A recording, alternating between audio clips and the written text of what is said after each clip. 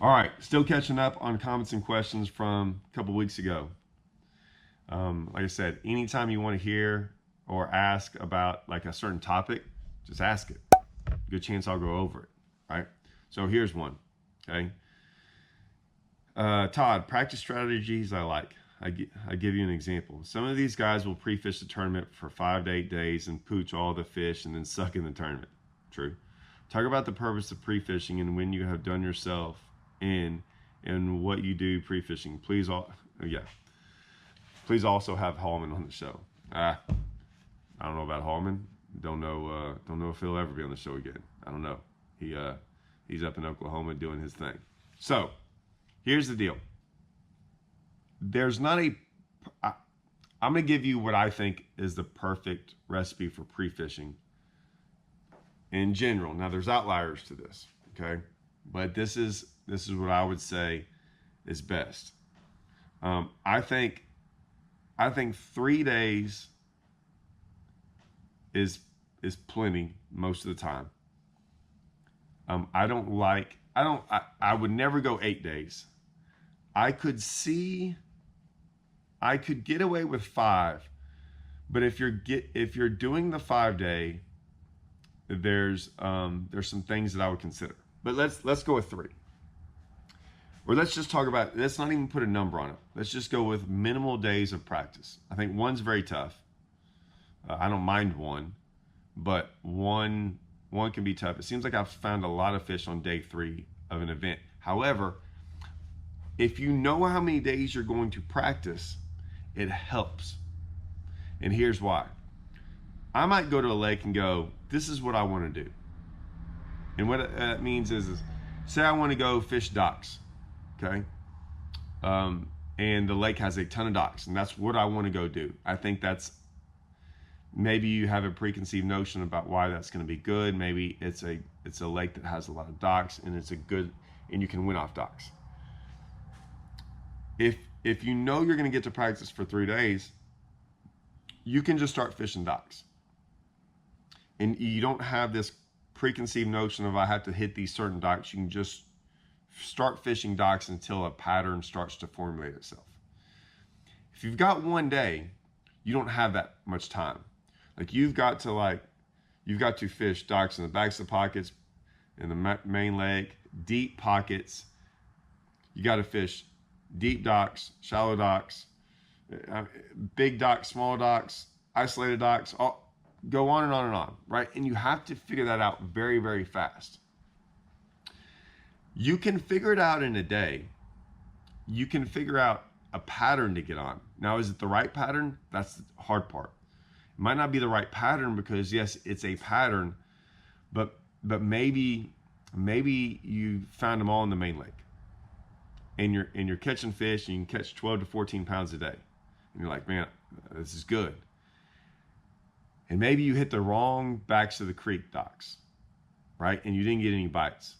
And then all of a sudden you find out the tournament's over with, and the top 5 all caught them in the backs of the creeks. You just didn't get a chance to go hit the back of the creeks. Like you hit a couple of them, and you just happened to go in the wrong creeks. It wasn't your fault. That's the way it goes, right? You only had a day. And so if you know you're going to have 3 days, you're probably going to fish more relaxed. And you're like, man, I'm just going to go hit everything on day 1 and just keep going and going and going. I'm going to try, even though I got more bites on the main lake, I'm going to keep trying the backs of the creeks. You know, now over 3 days, you never get bit in the back of the creek. You're really, really confident that that's not where you're going to catch a fish. Right? But I can't tell you how many times that you might do that, and all of a sudden the last day you get some bites back there, like midway through the day, and then you're like, oh my gosh. And so then you just leave that area and you just start running every back of the creeks, right? And you might find 1 or 2 more areas, but it doesn't matter. Even in the tournament, you're like, hey, you know what? I'm gonna hit those spots, and then I'm gonna keep hitting the back of the creeks. So if you know how long you're going to get to practice, it allows you to be more relaxed and not so urgent to go like run all over the lake. I prefer 3 days because sometimes I find a lot of fish by just It's not by accident, but it's by just kind of putting your head down and going. I put my head down a lot and go. And I just try to fish everything in front of me, and I try to pick places that are going to change, right? So I want to pick, like I want to find a creek, right? If I say I saw a creek, I'm like, okay, I'm going to start in the main lake, and it has fingers off that creek, nothing too big, but I look at it as, say you got a creek, and it's this big, right, on the map. And then there's a whole bunch of creeks this big on the map. And there's a bunch of creeks this big on the map.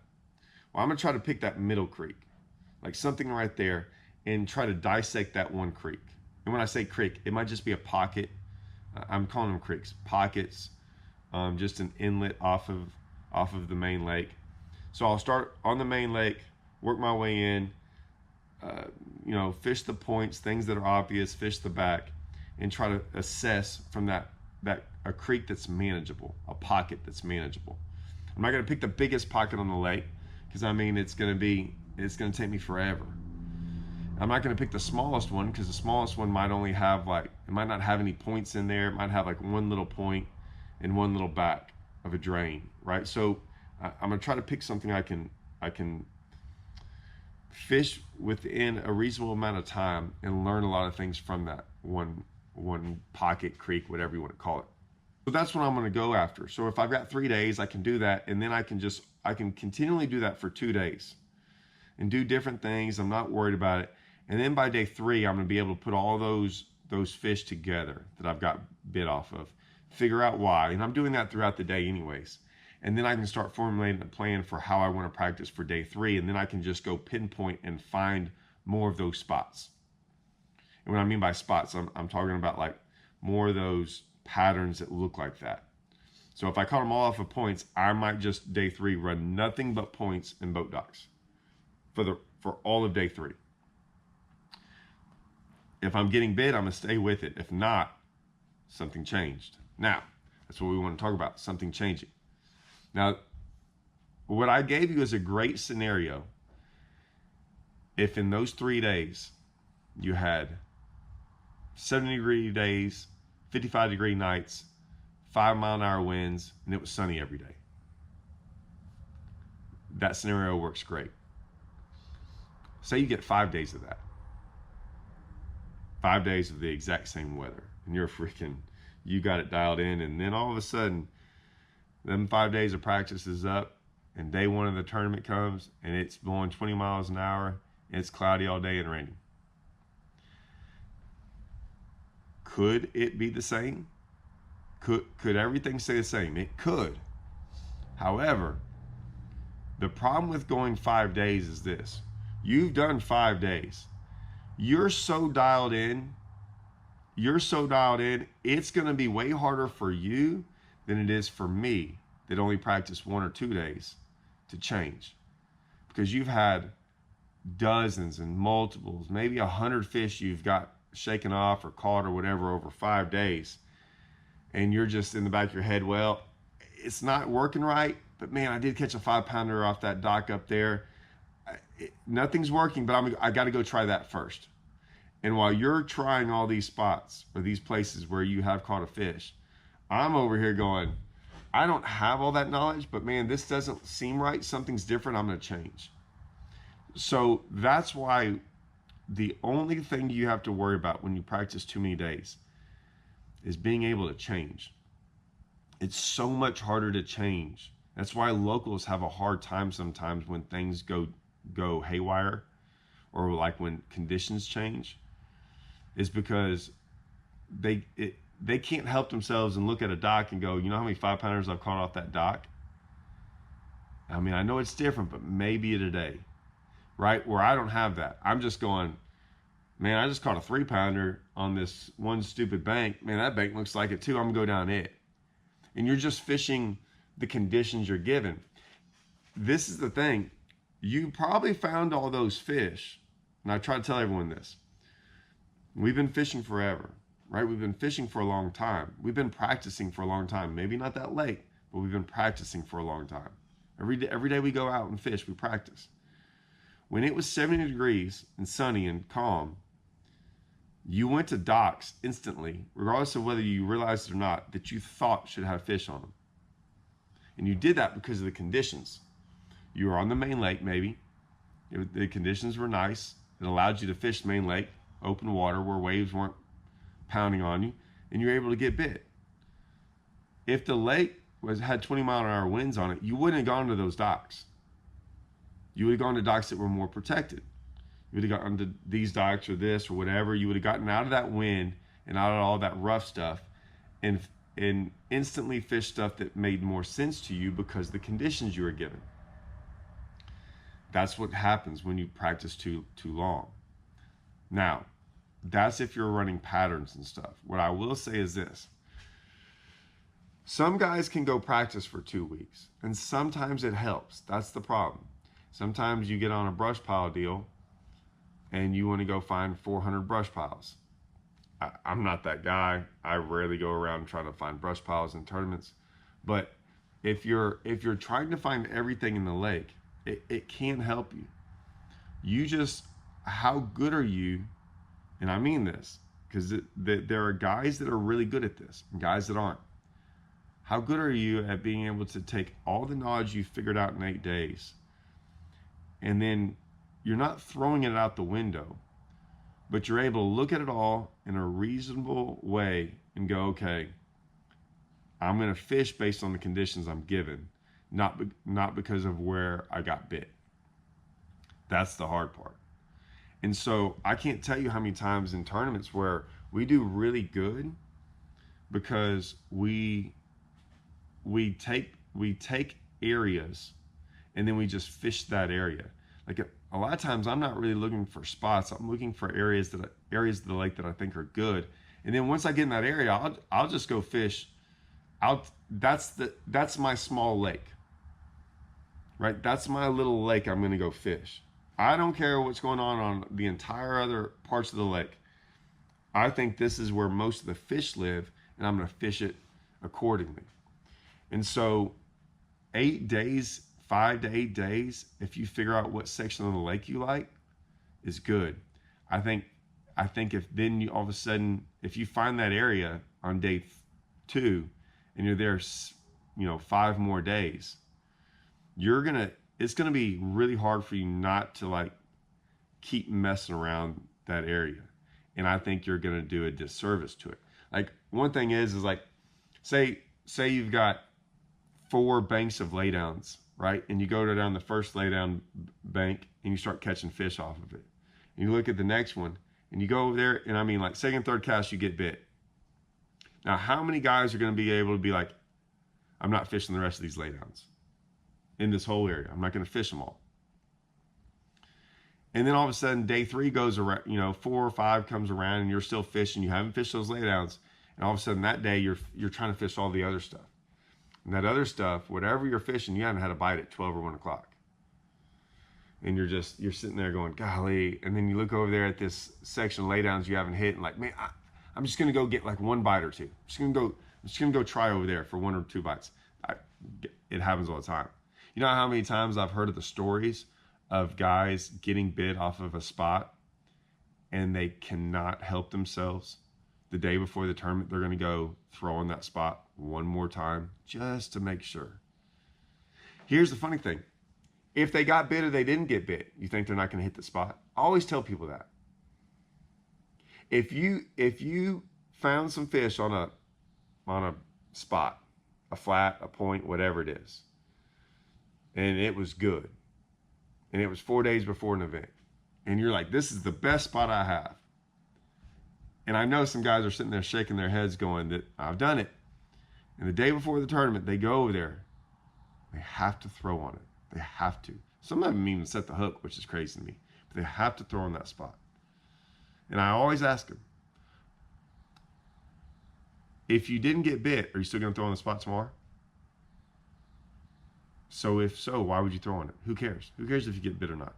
It's irrelevant. You're going to go throw there tomorrow. Now, the only time I ever say that might be the case is if you found a phenomenal spot and all of a sudden the day before the tournament you found another phenomenal spot. Now, I'm probably going to throw on the phenomenal spot I found closer to the tournament than the one I found 3 or 4 days earlier. but it's only be like, which one do I want to start on? But not if you're going to 100% hit it. It would only be, which one do I want to start on?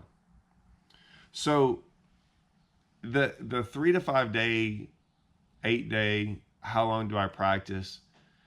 A lot of it's based upon how you fish and your comfort level. I think the longer, for me, the longer I've fished over my lifetime, the less practice days I need. And some days I want to practice more. Like when I went to Lake of the Ozarks, I wanted 4 days of practice. Not because I needed it, just because I could have gone and fished that tournament without any practice, to be honest with you. I wanted to try some things that I figured out last year. They did work a little bit. They worked for some big fish in practice. I couldn't get them to, I never had a bite doing it in the tournament. The conditions changed too in the tournament. One day they were different all in practice and in the tournament, but whatever. There's certain lakes I don't mind going and practicing on. The Lake of the Ozarks, I only get to fish once a year, if that. And I like practicing on it. It's fun. And I fish all new water almost every day I'm there anyways. So that's different. Did it hurt me? Not in this tournament at all. It wouldn't have mattered if I ever had a bite. I was going to do the same thing. And I'm probably going to do the same thing next year. I'm still going to go look at some new water and I'm going to figure out like plan C or D. So other than that, I still think that you don't need that many days of practice. And some guys can handle it, but man, I just know a lot of guys that do practice a long time, and a lot of times it hurts them. I think the guys that practice, that get really good, and I think this will help you. I would say my best advice is this: get really good at practicing less days. Now, I'm not saying don't fish multiple days. Just get really good at practicing with less days. It will help you. It will help you make decisions faster. It will help you get off of things that aren't any good. It will help you adjust. It will help you do all these different things. That is my best advice. Get good at minimal practice days. And then when you get the luxury of being able to practice a long time, it'll help you, right? And then you can just have to be very self-aware. I'd say if you're very, very self-aware, you can practice a whole bunch of days and realize what you're finding might change, might not be as good. And you have to tell yourself throughout practice, hey, I know I'm finding these 5 to 8 days out. Be aware of that.